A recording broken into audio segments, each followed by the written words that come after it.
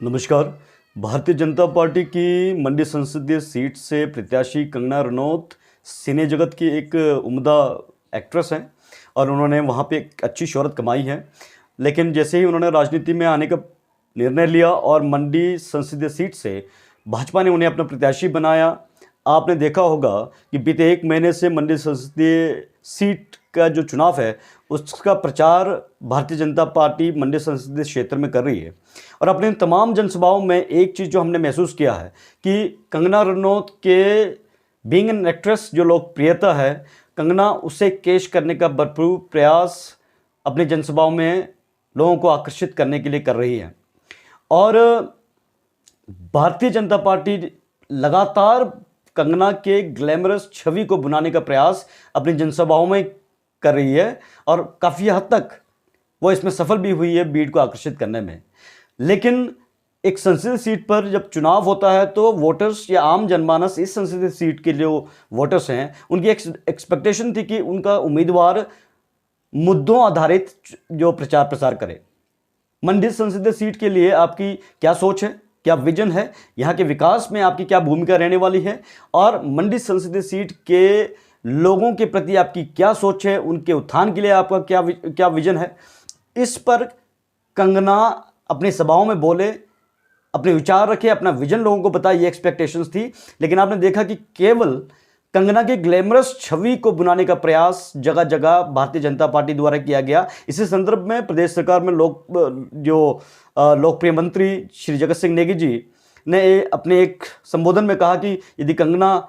Makeup ना करे तो शायद लोग उन्हें देखने ना आए। जिसका कहने का तात्पर्य केवल इतना था कि जिस प्रकार भाजपा कंगना के ग्लैमरस छवि को बनाने का प्रयास कर रही है और उसके दम पर लोगों को आकर्षित अपनी जनसभाओं में करने का प्रयास कर रही है,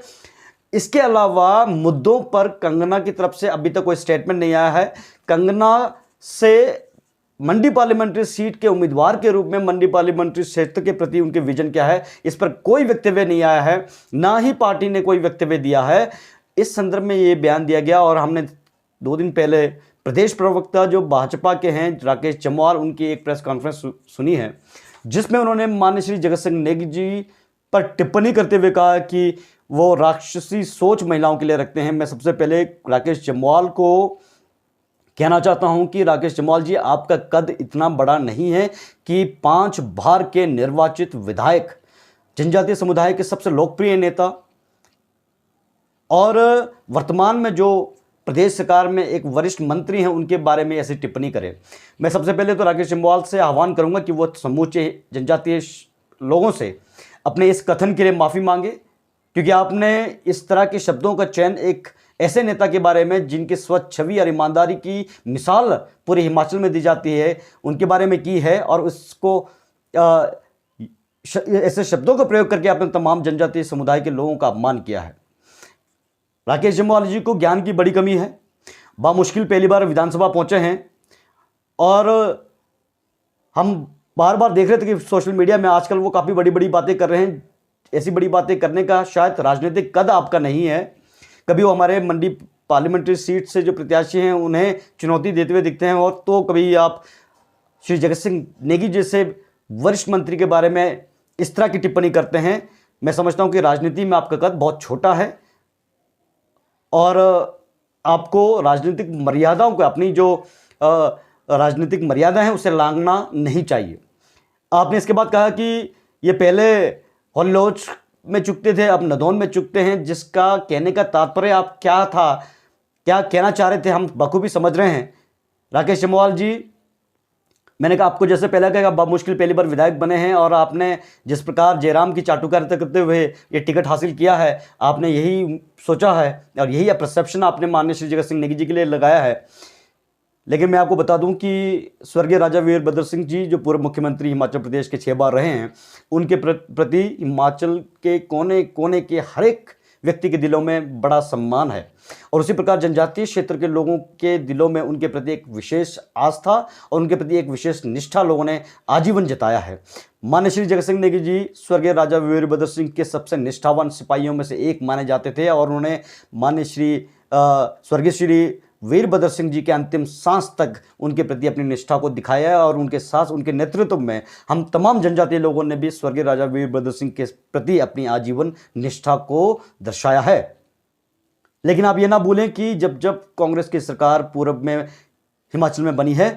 श्री जगत सिंह नेगी जी की उस सरकार को बनाने में विशेष भूमिका रही है, क्योंकि एक